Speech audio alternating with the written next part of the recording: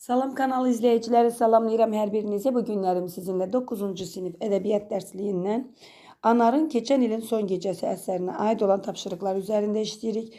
Diqqətli olun, qələminiz, dəftəriniz qarşınızda olsun və tapşırıqlar üzərində işləyirik. İşləməmişdən əvvəl, tapşırıqlara keçməmişdən əvvəl sizdən xahiş edəcəm ki, kanala abunə olmağı və videonu bəyənməyi yaddan çıxartmayın. Abunə olmayanlar kanalımıza mütləq abunə olun ki, burada sizin istəyinizə uyğun deməli dərslər davamlı şəkildə çəkilir. Başlayalım. Birinci dərs. Yenə hər kəs yəqin ki oxuyubdu keçən ilin son gecəsini. Oxumayanlar bundan öncəki videoda mən o əsəri oxumuşam. Mütləq o əsərə qulaq asın və təbii ki oxuyanlar da qulaq assın. Orada mən deməli bəzi açıqlama detallara toxunmuşam ki daha ətraflı şəkildə başa düşəsiniz. Başlayıram indi. Həmin əsər haqqında suallarımız var burada. Suallar üzərində işləməyə başlayırıq. Deməli, birinci sual, birinci dərs nə istəyir bizdən? Deyir ki, birinci sualda əsərin birinci parçasını rollar üzrə oxuyun. Bunu təbii ki sinifdə müəllimlə bərabər eləyəcəksiniz. Oxumuşuq, onsuz da dram əsəridirsə, əsər dram şəklində yazılıbsa, səhnə üçün yazılıbsa, bu rollar üzərində oxunacaq. Yəni bunu sinifdə ədəbiyyat müəllimləri təbii ki deməli rollar üzərində parçalayıb oxutduranda, uşaqlara obrazlar verəndə daha maraqlı olur. Bu sinifə aid olan bir deməli mövzudur. Ona görə bunu deməli sinifdə eləyəcəksiniz. İlkin təəssüratınızı bütün siniflə bölüşün. İkinci suala baxırıq. İlkin təəssüratınızı. İlkin təəssüratımız necədir? Yəni ki, ailədə ana, Həmidə xala baş obrazdır. Həmidə xala görürük ki, ailə məişət mövzusunda çəkilən bir əsərdir və görürük ki, Həmidə xala neyniyir əsərdə? Ailəsini, evini, keçmişini çox sevən bir anadır və ailəsini qorumağa çalışır. Deməli, əsərdə bayram axşamı təsvir olunur. İlin son gecəsidir. Bayram axşamı göstərilir və bayram axşamında Qəzənfərin dövründə Qəzənfərin adı keçir. Amma bu rol kimi burada yoxdur bilirik. Yəni Qəzənfər Həmidə xalanın deməli həyat yoldaşı olubdur, rəhmətə gedibdir və Qəzənfərin dövründə evdə hər bayram şənlik olub, qonaqlar olub, səs-küylü olub, səhərə qədər bayram eləyiblər və Həmidə xala həmən deməli süfrə arxasında həmən qonaqlığı görmək istəyir. O qonaqlar olmasa belə öz övladlarını o süfrə arxasında hər birini birləşdirmək istəyir və ilkin təəssüratın burada necə yaranır? Yaranır ki, yəni ailə məişət mövzusunda əsər ailəsini, evini, keçmişini çox sevən bir anaya həsr olunubdur. Yəni məişət mövzusunda olan bir əsərdir, təəssüratım budur. Yəni xoş təəssürat bağışladı, xoş bir təəssürat bağışlayır əsər. Əsərdə demək olar ki, mənfi obraz yoxdur deyə əsər cana yatımlıdır, oxumlu əsərdir. Yəni ki, əsər insana isti gəlir, müsbət deməli motivasiyada müsbət şəkildə pozitiv düşüncələr yaradır insanda. Çünki əsərdə demək olar ki, mənfi obraz yoxdur. Sonra keçirik üçüncü suala. Əsər barədə hiss və düşüncələrinizi 2 hissəli gündəlikdə qeyd edin deyirdi. Hiss və düşüncələrinizi.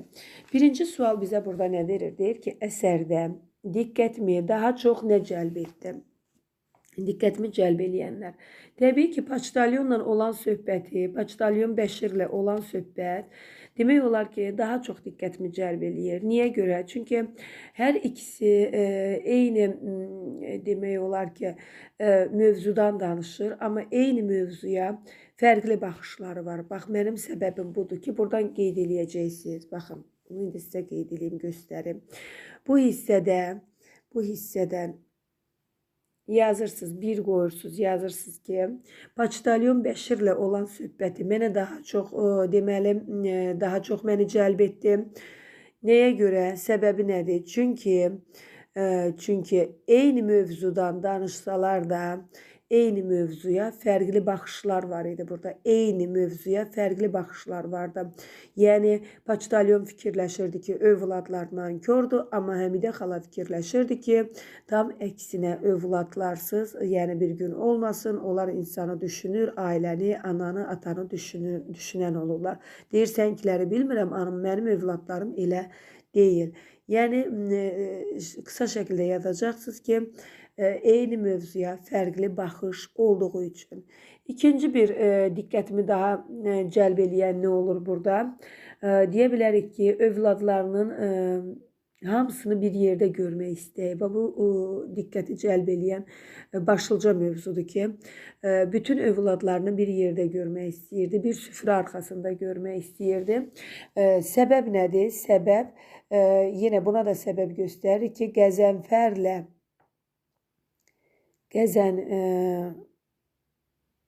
Qəzənfərlə keçirdikləri o bayram axşamını xatırlayır və həmən o bayram axşamlarından birinin təkrarlanmasını istəyir. Ona görə istəyir ki, övladlarının hamısını bir yerə yığsın, o mehribançılığı yarada bilsin, mehribançılığa. Daha sonra göstərə bilərik bir üçüncü səbəb kimi. Burada Həmidə xalanın oğlu Rüstəmə nişanlısı ilə barış deməsi diqqətimizi cəlb eləyir. Çox gözəl bir mövzuya toxunur orada. Deməli, ana özü övladını, oğlunu məcbur eləyir ki, və get sən deməli nişanlıyla barış. İlk addımı sən at. Səbəb nədir? Səbəb də göstərir ki, dost var, düşmən var. Dost var deyir, düşmən var.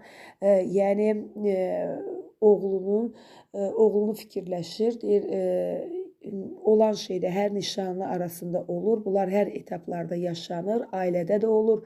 Yəni ilk addımı sən at, qızın qəlbini qırmısan. Yəni səbəb nə idi? Dost var, düşmən var. Bu şəkildə bunu belə düşünürük. Bu qədər əsərdə yəni diqqətinizi daha çox cəlb eləyənlər nədir? Onları bu şəkildə qısa şəkildə göstərirsiniz. Yəni özünüzə aid olan fikirlər də ola bilər. Çünki əsərdə diqqəti cəlb eləyən mövzular çoxdur. Bunu da qeyd edə bilərsiniz və yaxud Dilarənin, Həmidə xalanın özünün demək olar ki, uşaqlığıdır Dilarə. Dilarənin deməli burada məktəbdən inciməsini diqqət cəlb eləyir. Niyə görə? Yəni o şəkildə inciyir o. Yəni bu da bir diqqət cəlb eləyir. Çünki o öz səsinə güvənirdi. Bilir ki, onun gözəl səsi var. Ondan zəiflərə səhnə verilir. Onun deməli geri qalması, onun o proqrama qoşulmaması onun xətrinə dəyir. Səbəb kimi də bunu göstərə bilərik. Və digər mövzular, yəni digər fikirləri, düşüncələri özünüzdə fikirləşib əlavə eləyə bilərsiniz. Keçirik 4-cü sualımıza. 4-cü sualımızda bizdən nə istəyir? Müəyyənləşdirdiyiniz bədii təsvir və ifadə vasitələrinin növünü dəqiqləşdirib cədvəldə qeyd edin. Baxaqın görəyin harda nə var? Burada deməli qaydağın mətinə. Görəyin mətində nə var?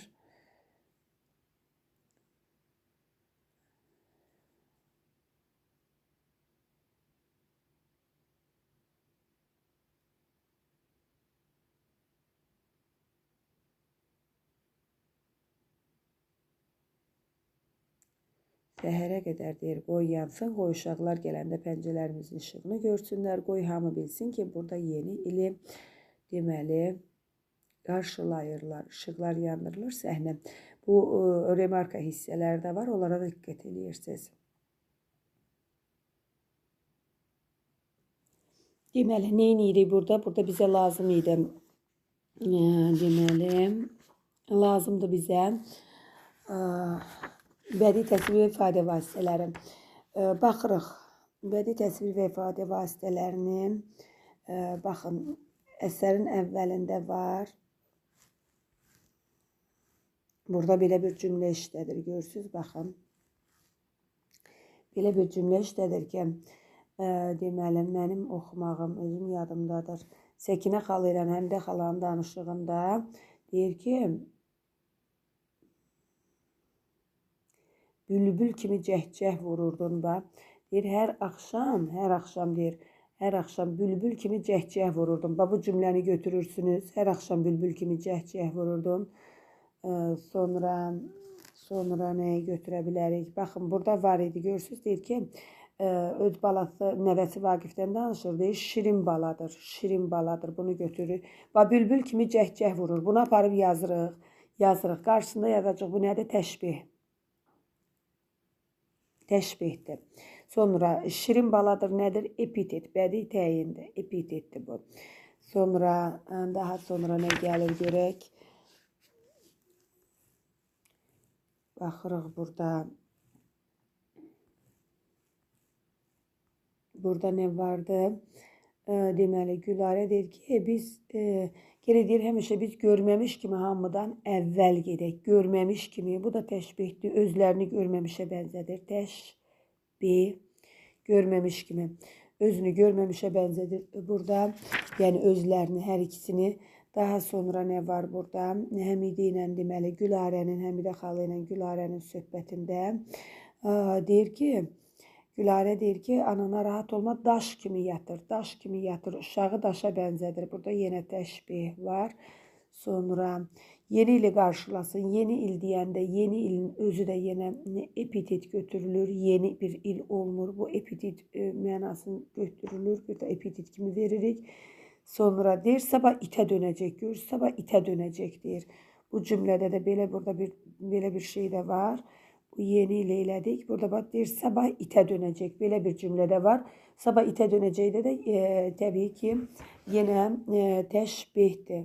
Təşbih verilib. Yəni, uşağı burada da itə dönəcək. Yəni, itə bənzədir bu şəkildə. Daha sonra keçirik. Bunları yazırsınız, növlərini yazırsınız.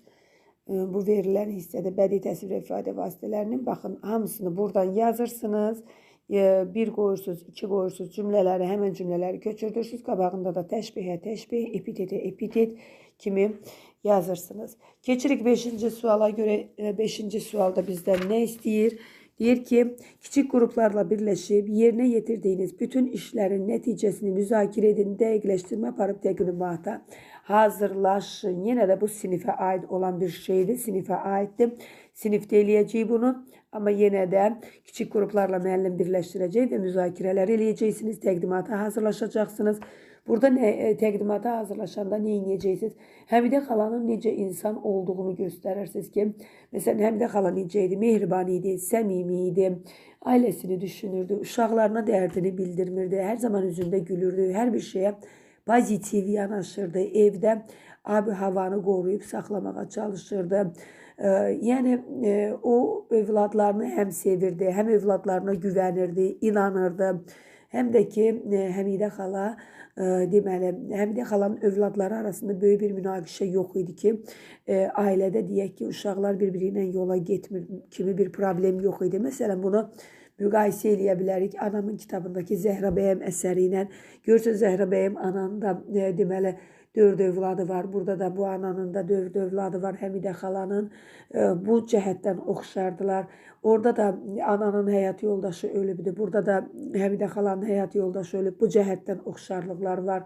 Bunları götürə bilərik və təqdimatda bunları qeyd eləyə bilərik. Sadəcə olaraq anamın kitabı əsərində Zəhra bəyəm ananın övladları hərəsi bir deməli mənsəbə qulluq eləyirdi. Hərəsinin özünün bir yolu vardı.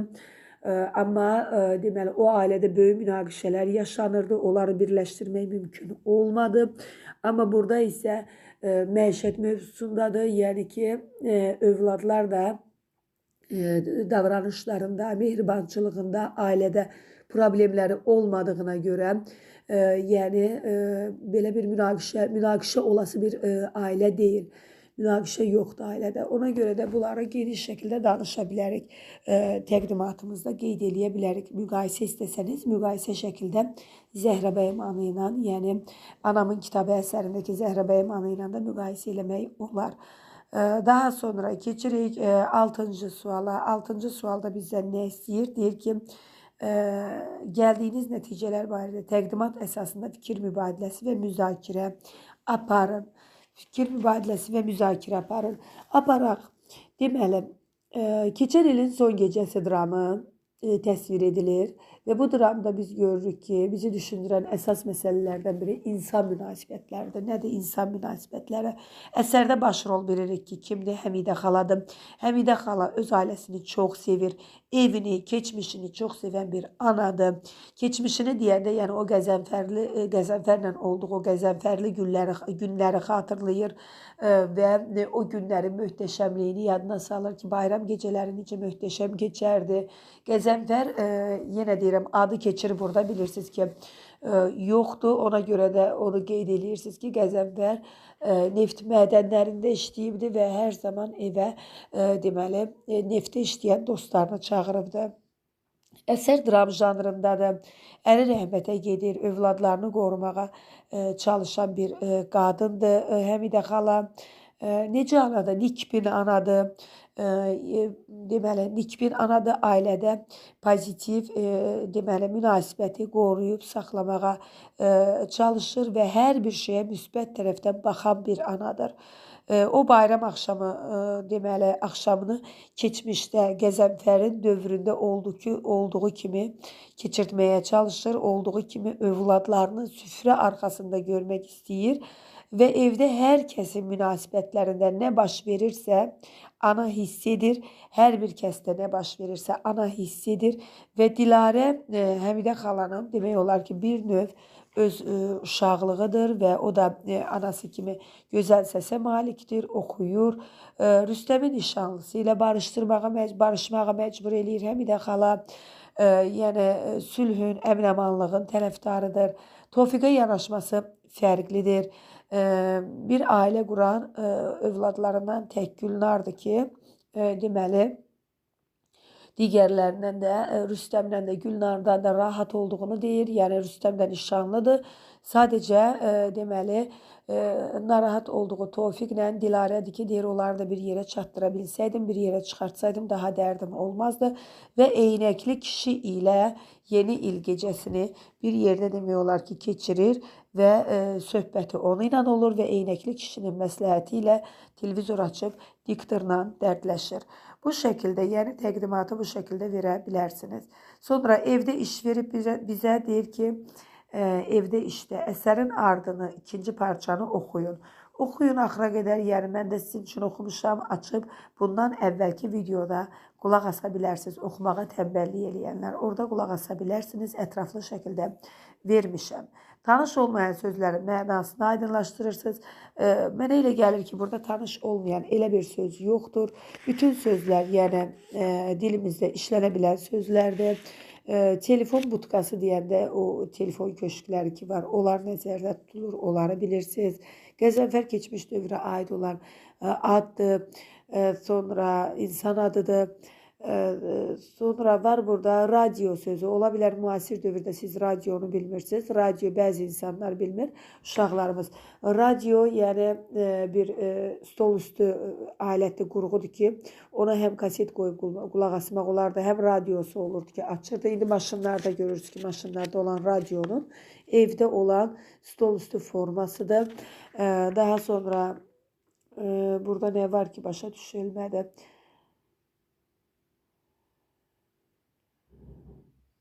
Qədir bilən övlad deyəndə, yəni ki, qədir bilən kimi nəzərdə tutur? Yəni övlad ananı düşünən, atanı düşünən, sənin etdiklərinin qədrini bilmək bu deməkdir. Kök sötürmək, yəni dərindən bir ah çəkmək deməkdir. Təəccüb içində qapıya tərəf gedir. Təəccüb, yəni fikirləşir ki, təəccüblə ki, kim ola bilər? Yəni gedən gedib, evdə təkdir, gələsi bir kəsi yoxdur. Fikirləşir ki, görəsən kim ola bilər? Təəccüb, yəni təəccüblənmək deməkdir. Sızım sızıldayırdı, qollarım deyir sızım sızıldayırdı oynamaqdan.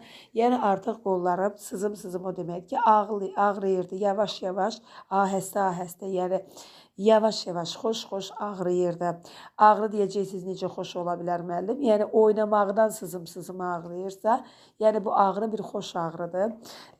Qolları artıq yuxarıda qalmaqdan yüngül ağrılardır bunlar. Bu şəkildə ağrılar baş verir. Bu qədər. İkinci dərsi isə növbəti videoda başa salacağım. Ümidvaram ki, buradakı tapşırıqları başa düşdünüz. Videonu bəyəndinizsə bəyənməyi və yorumlarda fikirlərinizi bildirməyə çalışın ki, bilim ki, nəyə üstünlük verirsiniz və nəyi istəyirsiniz? Azərbaycan dili dərsləri üçün də müraciət edə bilərsiniz. Nələri istəyirsinizsə yorumlarda yazın. Mən sizin üçün o dərsləri çəkim. Bu qədər. Sağ olun. Növbəti videoda görüşərik.